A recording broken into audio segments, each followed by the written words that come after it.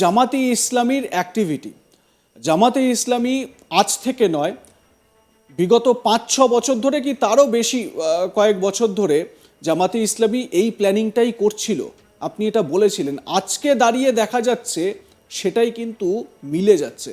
মানে কি প্ল্যানিংটা ঠিক ছিল, ঢাকা বিশ্ববিদ্যালয়ের নিয়ে স্পেসিফিক কি প্ল্যানিং রয়েছে জামাতে ইসলামীর, সেটা যদি আজ তাক বাংলার ভিউয়ারদের একটু ব্যাখ্যা করেন।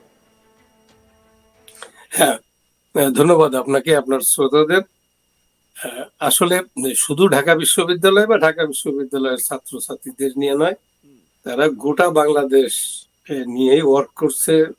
আপনার ধরুন স্বাধীনতার 16ই ডিসেম্বরের পর থেকে ওদের আমাদের মুক্তিযুদ্ধ, আমরা স্বাধীনতা পাওয়া, আমাদের বিজয়ের পরে আমাদের বিজয়ে যারা ওয়াস্ট এফেক্টেড ছিল তারা হচ্ছে জামাত এবং মুসলিম লীগ। জামাতের আলবদর, আল শামস, রাজাকার, তারা সরাসরি তারা মানে সাংগঠনিক ভাবে পাকিস্তান আর্মির সহযোগিতা করে। আর মুসলিম লীগের যারা ছিল তারাও বিভিন্ন ভাবে তাদেরও একটা মানে পার্টিসিপেশন ছিল।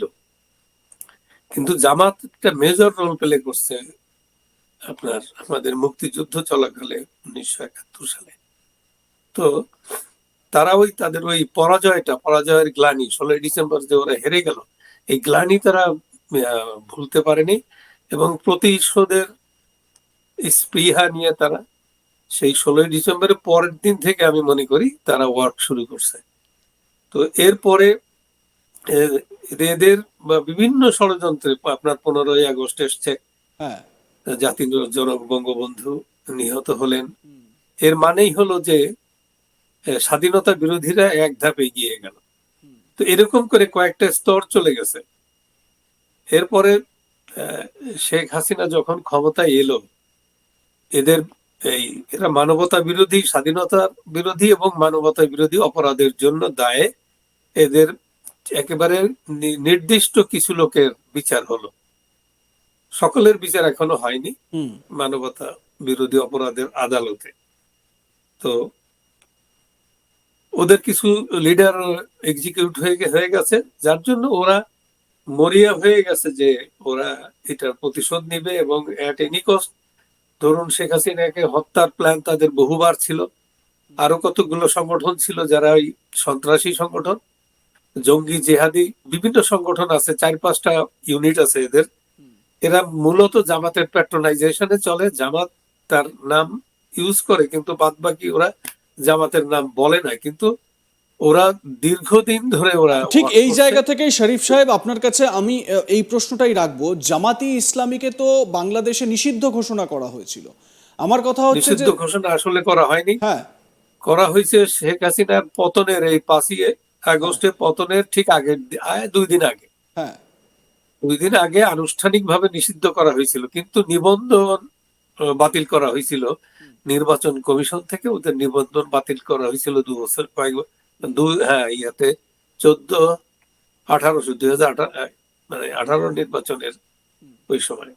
তো তো এগুলো ওরা নিবন্ধন এগুলো নিয়ে ওরা চিন্তা করে না, ওরা ভাবে হ্যাঁ, না। ওরা তো একটা অল আউট ওয়ারের জন্য, আপনি দেখবেন যে ওরা যখন সামান্য প্রতিবাদও করছে, আমাদের বিএনপি হরতাল ডেকেছে, তারা কিন্তু রাস্তাঘাট কেটে দিল। যেমন এটা যুদ্ধ চলছে, যুদ্ধ চলাকালে গাছ কেটে ফেলে দেয় রাস্তার উপরে, রাস্তা বিচ্ছিন্ন করে দেয়।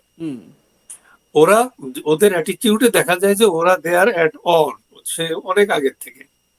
ঢাকা বিশ্ববিদ্যালয়ে জামাতের আর্মস ক্যাডার ঢুকছে, আগেই বলা হয়েছে, এটা 5 বছর আগে ওরা ওখানে এসে মোতায়েন হয়েছে। সাধারণ ছাত্রের নামে ওরা অ্যাক্টিভিটি চালাইতো। তো সাধারণ ছাত্র এবং কোটা, এই সব দুইটার ভিতরেই কিন্তু জামাতের লোকজন, শিবিরের। আগে ছিল ইসলামী ছাত্র সংঘ পাকিস্তান আমলে, পরে ওরা নাম পাল্টে বাংলাদেশ স্বাধীন হওয়ার পরে যখন অ্যাক্টিভিটিস শুরু হয় তখন এরা ছাত্র শিবির, ইসলামী ছাত্র শিবির নামে আসে। কিন্তু শিবির যখন জামাতের যখন বিচার হচ্ছিল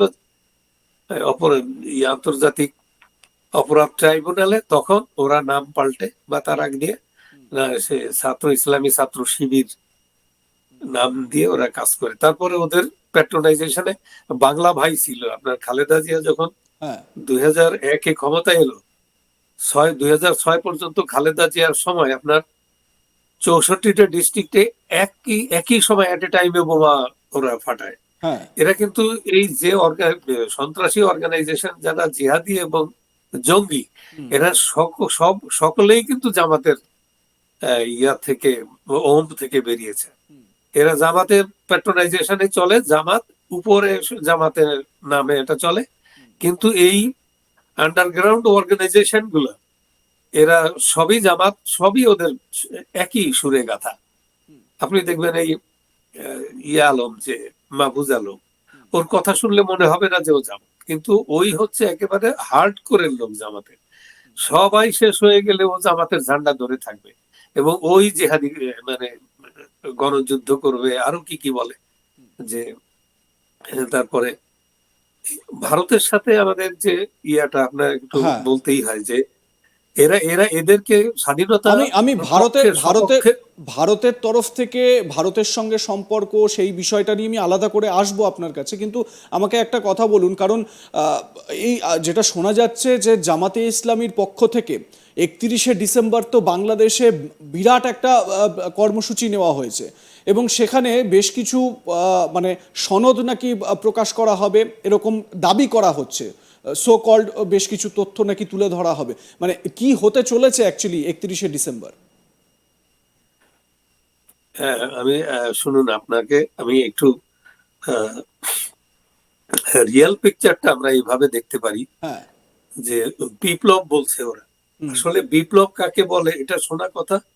বিপ্লব বললে মনে হবে যে একটা they are doing something very great, hmm, এই জন্য বিপ্লবের নাম দেয় ওরা, কিন্তু ওরা বিপ্লব জানে না। বিপ্লবের জন্য, বিপ্লব ঘটাতে হলে একটা বিপ্লবী সংগঠন লাগে, বিপ্লবী আদর্শ লাগে, তারপরে বিপ্লবী কর্মী বাহিনী দরকার। এটার কিছুই তাদের নাই, তারা বিপ্লব বোঝেই না, কিন্তু তারা বিপ্লব বিরোধী। বিপ্লব হচ্ছে আমার দৃষ্টিতে আমি পজিটিভ চেঞ্জ, হ্যাঁ, এটাকে সোশ্যাল চেঞ্জ, এটা সোশ্যাল ট্রান্সফরমেশন হয় যে আপসাইড চেঞ্জ হয়ে একটা রেডিক্যাল চেঞ্জ করে একটা সমাজে একটা নতুন ধারা চালু করলো, যেটা জনগণের সাধারণ মানুষের রাজ কায়েম করে, এরকম বিষয়টা। তো ওরা কিন্তু ওইটা না, ওরা ওদের হচ্ছে আপনার ইসলাম কায়েম করা। তা ওরা যে ইসলাম বলে সেই ইসলাম কিন্তু ইসলামের সাথে কলাইড করে। রিয়েল ইসলাম যেটা, সেটা শান্তির ধর্ম বলা হয়। আর ওরা যেটা করে ওটা তো শান্তিতে, তো আপনার অস্ত্র চলবে না, এরা তো অস্ত্র ছাড়া বোঝেই না। হুম, তো এখন ওরা ওই আসলে ওদের একটা ভিন্ডিকটিভ অ্যাটিটিউড আছে, ওরা ভেনজিন করছে যে যে ওই সময় যে হেরে গেছে 71 সালে, হুম, ওই প্রতিশোধ নেওয়া ছাড়া ওদের সামনে আর কোনো পথ নেই।